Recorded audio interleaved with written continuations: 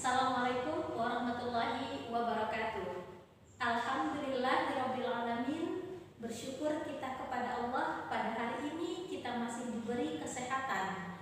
Anak-anak, pada hari ini bertemu lagi dengan Bu Henry dalam mata pelajaran Pendidikan Agama Islam dan Budi Pekerti. Untuk anak-anakku kelas 3, bahasan kita akan melanjutkan tentang bahasan kita minggu yang lalu, yaitu tentang kisah Nabi Yusuf alaihissalam. Setelah itu kita akan membahas tentang kisah Nabi Syuaib alaihissalam. Namun sebelumnya, guru-guru ingatkan kepada kalian untuk tidak lupa melaksanakan kewajiban kita sebagai seorang muslim, yaitu melaksanakan sholat. Ayo, siapa anak-anak guru yang belum sholat?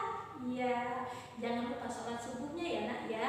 Jangan lupa juga membaca Al-Quran, mengajinya, biar anak-anak guru cepat bisa membaca Al-Quran. Oke anak-anak, sebelum kita lanjutkan, mari kita berdoa kepada Allah. Semoga ilmu yang kita dapatkan hari ini bermanfaat untuk kita. Semuanya dalam keadaan sikap berdoa. Bismillahirrahmanirrahim. Rabbi zidni ilman nafi'a warzuqni fahma wasi'a. Amin ya rabbal alamin. Anak-anak, pada pelajaran terdahulu kalian sudah menyaksikan video tentang kisah Nabi Yusuf alaihissalam. Apa yang bisa kita ambil dari kisah tersebut? Di antaranya sikap memaafkan sesama manusia. Nah, Nabi Yusuf alaihissalam mengajarkan kepada kita bagaimana kita itu bisa memaafkan kesalahan orang lain terhadap kita, karena memang kita adalah manusia biasa. Oke, untuk itu sekarang kita akan lanjutkan dengan kisah Nabi Syuaib alaihissalam. Bagaimana kisah Nabi Syuaib alaihissalam? Nanti anak-anak guru bisa saksikan lewat video pembelajaran berikut ini. Dan jangan lupa kalian catat hal-hal yang penting yang bisa kita ambil ilmu dan hikmah di dalamnya. Untuk itu, mari kita saksikan video kisah tentang Nabi Syuaib alaihissalam berikut ini. A'udzu billahi minasy syaithanir rajim.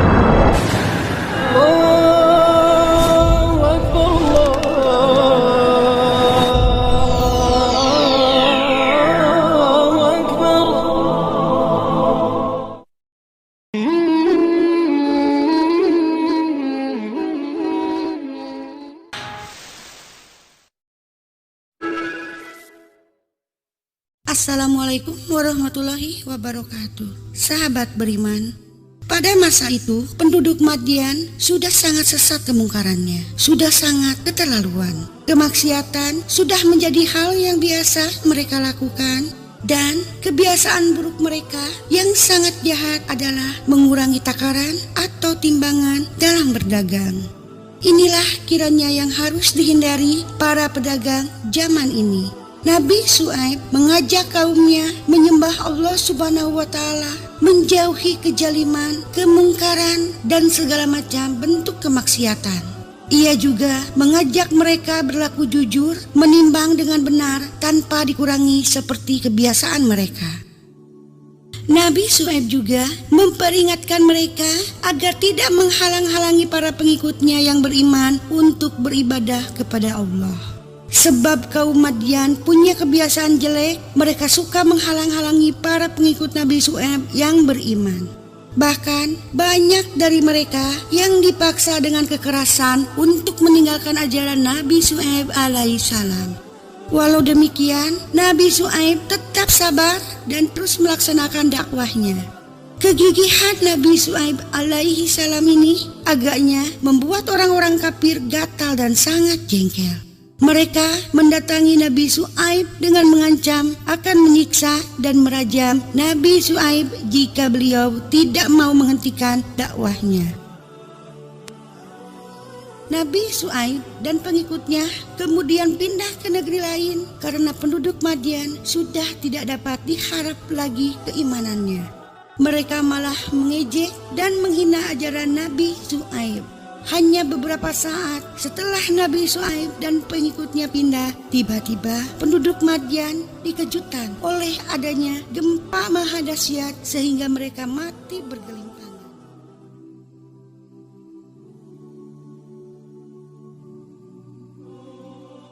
Nah, jangan kemana-mana, simak ulasannya dalam sajian Rumah Islami Channel. Namun, sebelum lanjut, mari bersama tebar siar Islam dengan klik tombol subscribe, like, dan lonceng notifikasi kalian untuk berbagi informasi yang bermanfaat. Amin ya robbal alamin.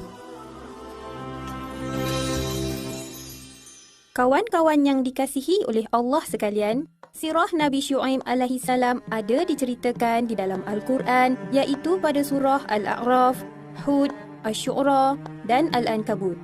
Baginda diutuskan oleh Allah kepada penduduk Madian sebelum zaman Nabi Musa alaihi salam dan Nabi Harun alaihi salam. Dan baginda juga merupakan bapa mertua kepada Nabi Musa alaihi salam. Sirah Nabi Musa alaihi salam ada pada jilid 7. Golongan salaf iaitu merupakan ulama angkatan awal yang hidup 600 tahun selepas Rasulullah SAW wafat, memberi gelaran kepada Nabi Syuaib alaihi salam sebagai Qatibul Anbiya, iaitu juru bicara para nabi. Gelaran ini diberi kepada baginda kerana kefasihan dan kelancaran baginda dalam menggunakan bahasa Arab ketika berdakwah kepada kaumnya agar mengimani kerasulannya. Kita juga wajib beriman kepadanya kerana baginda juga merupakan di antara 25 rasul yang wajib kita percayai. Kawan-kawan sekalian, kaum Madian adalah sebuah bangsa yang pandai berbahasa Arab. Ibu kota kediaman mereka diberi nama Madian. Kota Madian juga dikatakan berhampiran dengan kota kaum Nabi Lut alaihi salam, iaitu Sodom.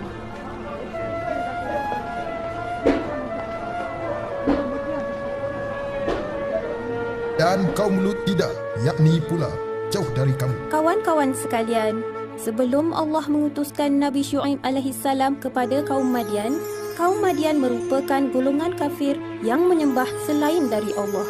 Jika sebelum ini, kebanyakan kaum-kaum yang kafir menyembah berhala, tetapi kaum Madian menyembah Al-Aikah.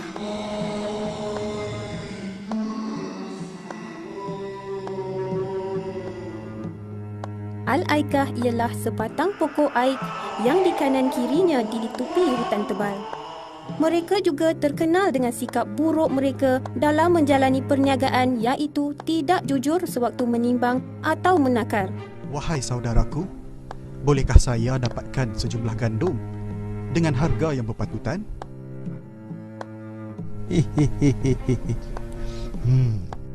Mereka sering mengurangkan sukatan di dalam urusan jual beli daripada jumlah sebenarnya. Harga yang berpatutan ya, tahulah aku. Seperti rasul-rasul sebelum ini, Nabi Syuaib alaihi salam juga telah berusaha menyampaikan risalah Allah kepada mereka. Baginda mengajak mereka semua menyembah Allah dan tidak menyekutukannya.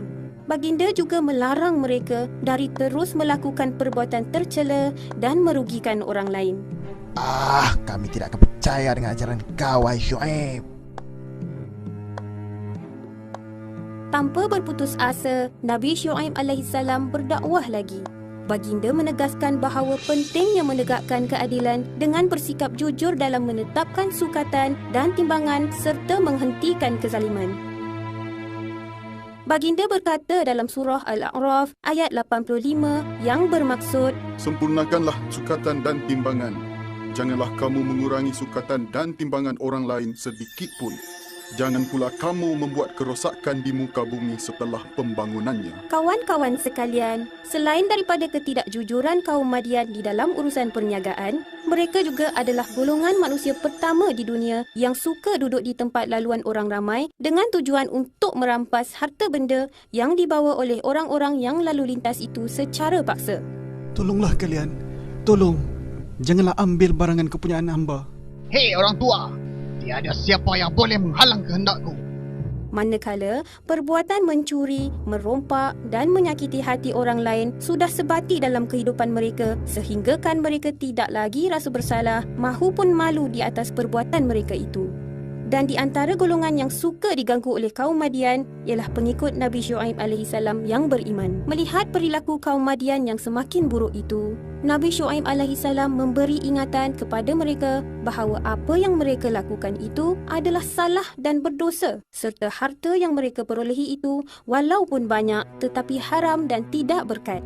Seterusnya, baginda mengingatkan kaumnya lagi bahawa sekiranya mereka terus-menerus menentang risalah yang dibawanya akan mendatangkan azab yang pedih ke atas diri mereka sendiri seperti mana kaum Nabi Nuh, kaum Nabi Hud, kaum Nabi Soleh dan kaum Nabi Lut. Dalam surah Hud ayat 89 ada mencatatkan peringatan Nabi Syuaib alaihissalam terhadap kaumnya iaitu yang bermaksud, Wahai kaumku, pertentangan ini janganlah menyebabkan kamu menjadi jahat. Akibatnya kamu akan ditimpa azab seperti menimpa kaum Nuh, kaum Hud, kaum Soleh dan kaum Lut sendiri, yakni yang masanya tidak jauh dari kamu. Namun, segala usaha Nabi Syuaib alaihissalam menemui kegagalan. Mereka tidak mendengar seruan baginda, malah mempersendakannya. Walaupun dipermainkan oleh kaumnya, baginda masih tetap tidak berputus asa, malah tetap bersabar dan bersikap lebih lembut kepada mereka. Baginda tetap berdakwah kepada mereka dengan mengatakan bahawa apa yang baginda dakwahkan itu merupakan perintah Allah yang membawa kebaikan kepada diri mereka sendiri. Kawan-kawan sekalian, adakah sikap lembut Nabi Syuaib alaihissalam itu membawa kesan yang positif kepada kaum Madian? Tidak. Malah, mereka lebih menentang ajaran yang dibawa oleh Nabi Syuaib alaihissalam dan secara terang-terangan dan menambahkan lagi kesesatan mereka. Nabi Syuaib alaihissalam berusaha lagi menyampaikan dakwahnya dan berkata, Mohonlah ampun kepada Tuhanmu dan bertaubatlah kepadanya.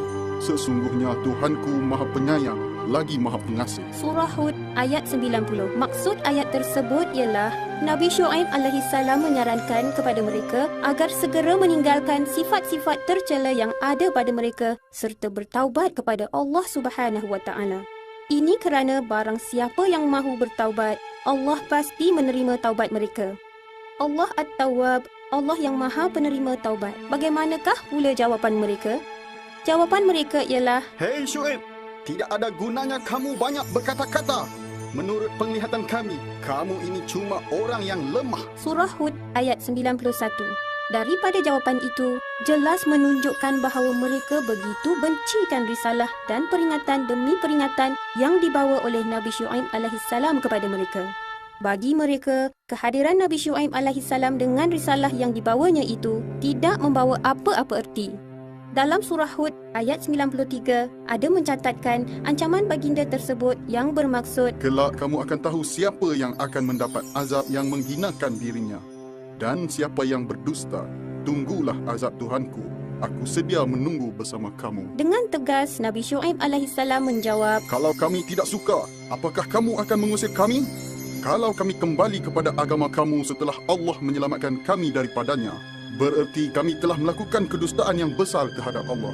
Kami tidak akan kembali kepadanya, kecuali jika Allah, Tuhan kami berkehendak kepada yang lain. Surah Al-A'raf ayat 88 hingga 90. Selain daripada ancaman, kaum Madian juga mencabar Nabi Syuaib alaihissalam. Mereka berkata, Maka jatuhkanlah kepada kami gumpalan dari langit kalau kamu termasuk orang dapat dipercayai. Surah Asy-Syu'ara ayat 187. Melihat kaumnya yang amat degil itu, Nabi Syuaib alaihissalam berdoa kepada Allah yang Maha Adil agar memberi keputusan terhadap kaumnya. Baginda juga bermohon pertolongan dari Allah agar memelihara keselamatan pengikut-pengikutnya yang beriman. Sesungguhnya Allah tidak akan menolak doa Rasulnya apabila memohon pertolongan kepadanya dari ancaman golongan yang kafir. Tidak lama selepas Nabi Syuaib alaihissalam berdoa kepada Allah, datanglah beberapa jenis azab Allah yang amat dahsyat.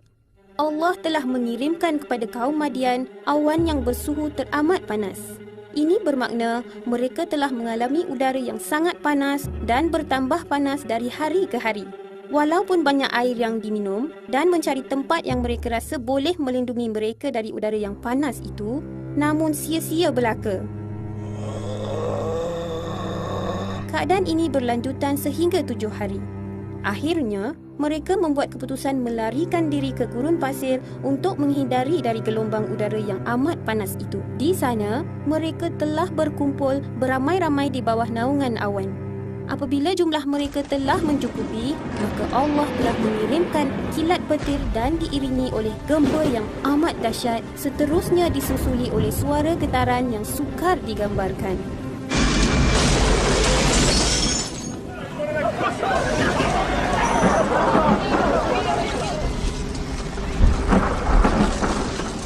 Allah Al-Hafiz, Allah Maha Memelihara.